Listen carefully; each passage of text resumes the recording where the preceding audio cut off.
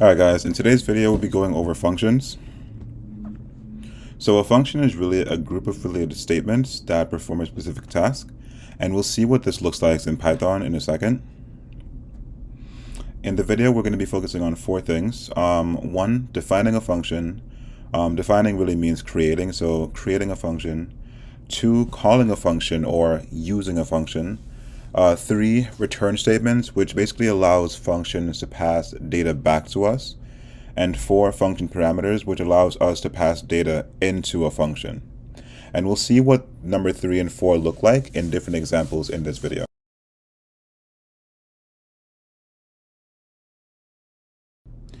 Alright guys, so in this section we're going to be focusing on defining and calling functions.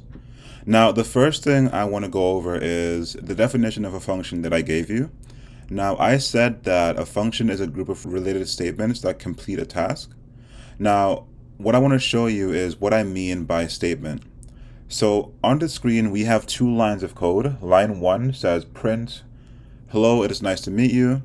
And line 2 has a variable called name.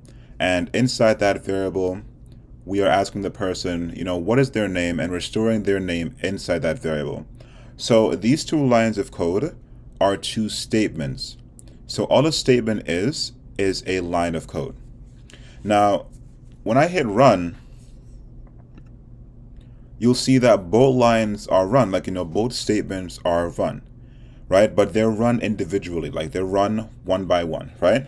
Now, what a function does is a function allows us to put that as one group of statements. So they'll act together.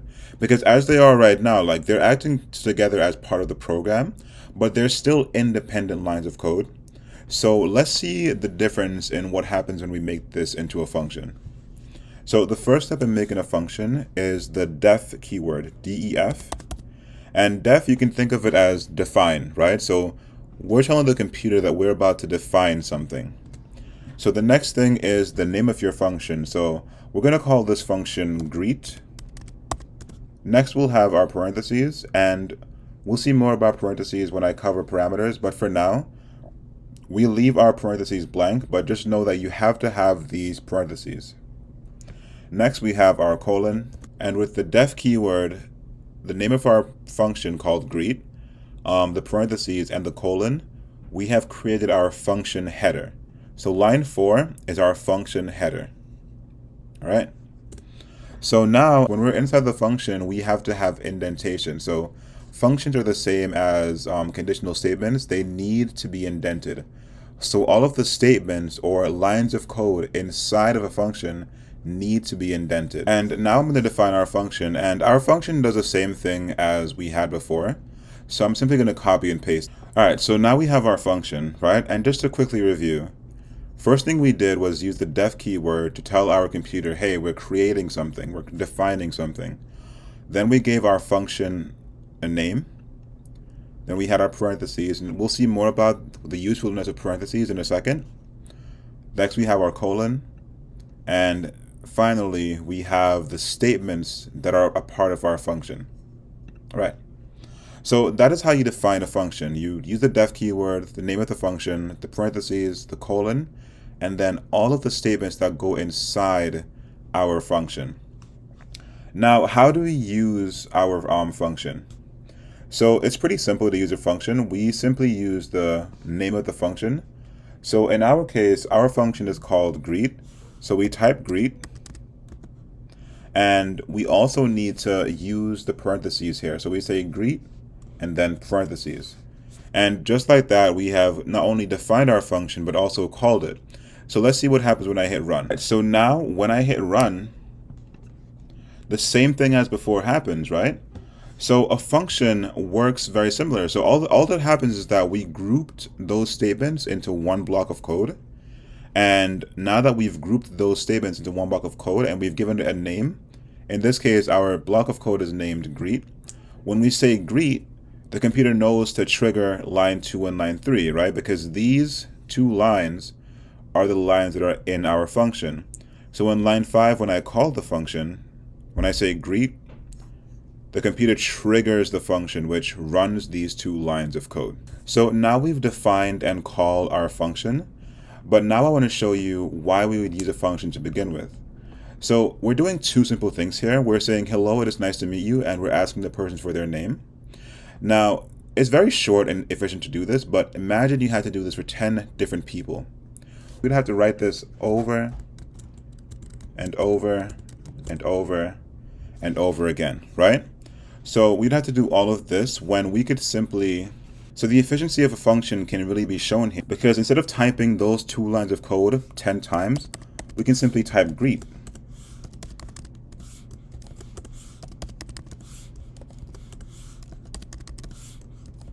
And I won't type it all 10 times, but you can see how typing greet multiple times is much more efficient. It's much easier to do than typing those 2 lines of code over and over and over again. So procedures or functions allow us to more efficiently make use of our code.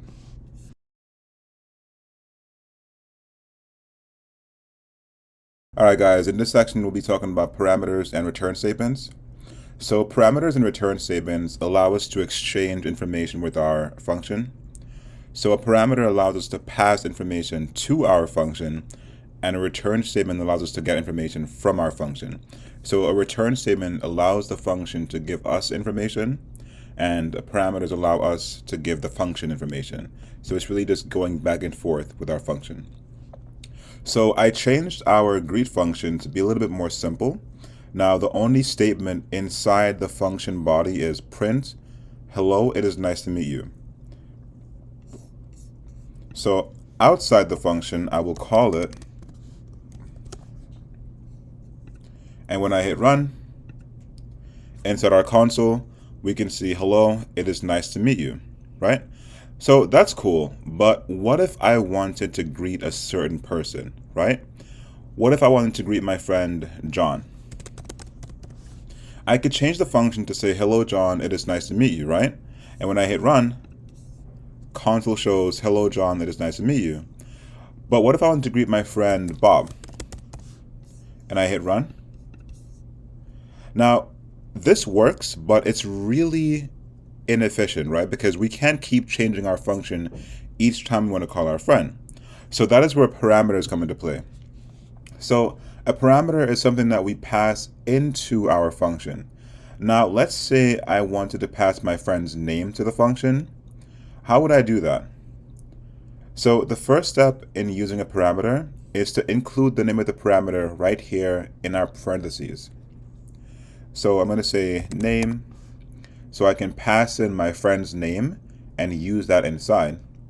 Now inside this string right here, I will replace Bob with a blank, so I can use the format method. I'll say dot format. And the thing that I'll pass into that blank is the name variable. So basically what happens is that when I call the function with the parameter name, name gets passed into the function body. So whenever I access the variable called name, it uses that thing that I passed into it. So let's see what this means. So I want to greet my friend John first, and then I also want to greet my friend Susan, right? So John and Susan, right? So when I hit run, in the first function call, this line right here, we'll see hello John, it is nice to meet you. And in the second one, we'll see hello Susan, it is nice to meet you, right? And that is because of parameters. So a few things happen. We put the parameter here in our function call, and then it goes to line 1 right here in name. And from there, it's passed into our function. So parameters allow us to pass data into the function, and the function can then do something with that data. So in line 4, the data that I'm passing into the function is a string John, and that string is used inside the function. And in line 5, the data that I'm passing to the function is the string Susan, and that string Susan is used inside the function. So parameters simply do that. They simply allow you to pass data into a function. All right, so far we've seen 3 things. We've seen how to define a function, how to call a function, and how to use parameters with function. So the last thing we're going to see is how to use a return statement. And we've mentioned before the idea of interacting with our functions through parameters and return statements. So we've seen that parameters allow us to give the function information so the function can do something with that information. And now return statements are the other side of that coin. Return statements allow the function to give us something so that we can do something with that data. So here I've defined a function called add, and the add function has two parameters, num1 and num2.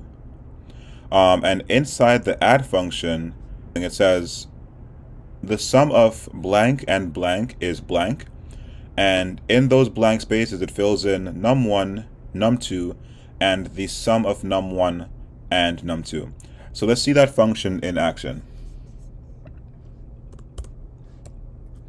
So I'm going to say add 5 and 3, and I'll say add 10, and let's do some really hard number to find the sum. All right, and now let's see what our program does. All right, and in our first output in the console, we see the sum of 5 and 3 is 8. So we say 5 and it passes 5 to num1. Then we say 3 and it passes 3 to num2. And then finally, inside that, it does num1, num2, and then it adds them together and outputs that string. Same thing happens in line 5, where we have 10, and whatever this number is, it correctly adds the numbers together and returns their sum. Now, what if we didn't want to just print out the sum like that? What if we wanted to store the sum in a variable? So let's see how a return statement can actually allow us to do that. So the way return statements work is that we simply type the return keyword, so return, and then whatever value we want to return. So in this case, I want to return the value of num1 plus num2. So let's see. When the function runs, it will actually return that value, and we can store that value in a variable. So I'm going to create a variable called result, and I will set result equal to add 50 and 75. And then I will print result. All right, let's see what happens. So what happens is that the function takes these two numbers, 50 and 75, right? It passes them in to the function body. It adds them together in line 2, and it returns that value. So this that I'm highlighting is replaced by 125, and 125 is then stored inside result. So when I print result, it prints out 125. So a return statement is simply that. It simply allows the function to give us something. So in this case, our function is giving us the sum of num1 and num2. And of course, you can change the function to do what you need it to do.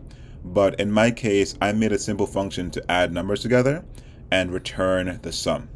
So in this case, we've seen a few things. In line 1, we've seen the def keyword, the name of our function, parentheses and parameters, and it's the colon. So that is our function header. And then num1 and num2 are our function parameters. And then line 2, where it says return num1 plus num2, that is our return statement and our function body.